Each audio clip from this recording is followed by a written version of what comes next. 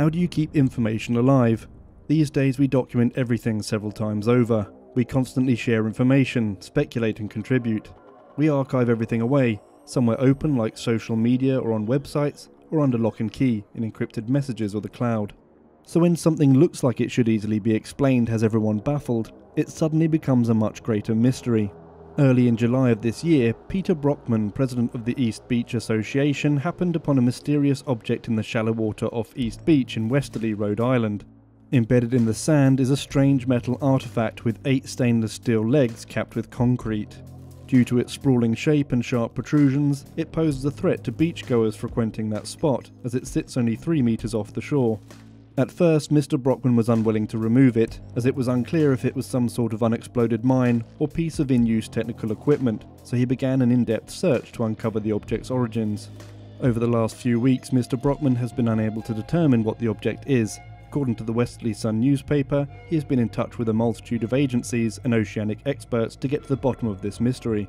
Taking photographs and details to the US Navy, the Stonington Harbour Master and even the engineers of the nearby Block Island wind farm, none of these groups have been able to provide any idea of what the object could be. The best tip Mr. Brockman has received so far is from the University of Rhode Island oceanography professors, who say it may be an acoustic Doppler current profiler. This is a piece of equipment used to monitor ocean currents and the flow of sediment. They transmit and receive sound signals, working in a similar way to sonar. These oceanic machines require 3 beams spreading out from a central axis, but more modern systems can have as many as 9 beams.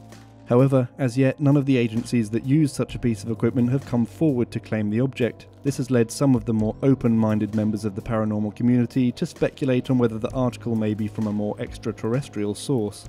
If that is the case, it would not be the first inexplicable alien object to be discovered, seemingly out of nowhere. In 1998, electrical engineer John J. Williams was on a hiking trip when he noticed an odd object at his feet. It appeared to be a rock with a 3-pinned electrical plug.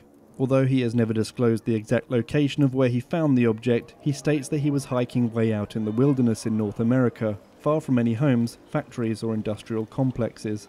Mr. Williams has made the object available for analysis and a few professionals have studied it. They say it does not contain any adhesives or binding agent.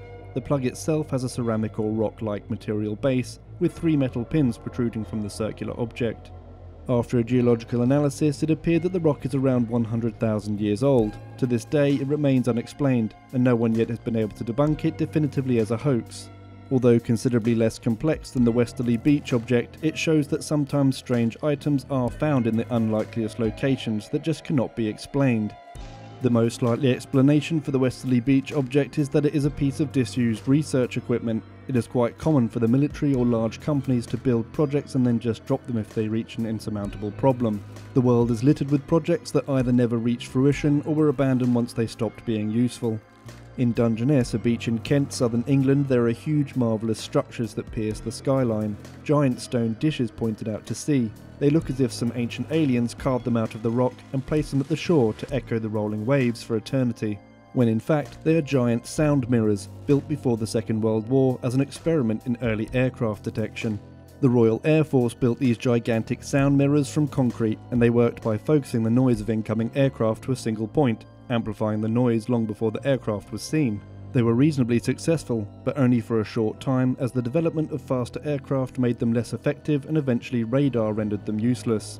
Rather than remove the structures and return the land to its former state, the military abandoned the project and left them to decompose, although the Dungeness mirrors have now been declared scheduled monuments and are protected and being preserved. Other similar sound mirrors were built along England's coastline and have fallen to rot and ruin, leaving strange esoteric mechanical skeletons that may one day become unexplained objects themselves. These abandoned projects may fall into the same category as the Westerly Beach object, a machine once eminently useful, now obsolete and left for nature to consume. It is odd, however, that a machine that is clearly not that old should be lost and forgotten about so quickly. And stranger still, that it either sat so close to the shore with no one noticing, or that an object so heavy could have been washed there, but is now seemingly cemented in place. Whether terrestrial or something beyond the explanations of man, it is clear that this structure has many secrets to reveal.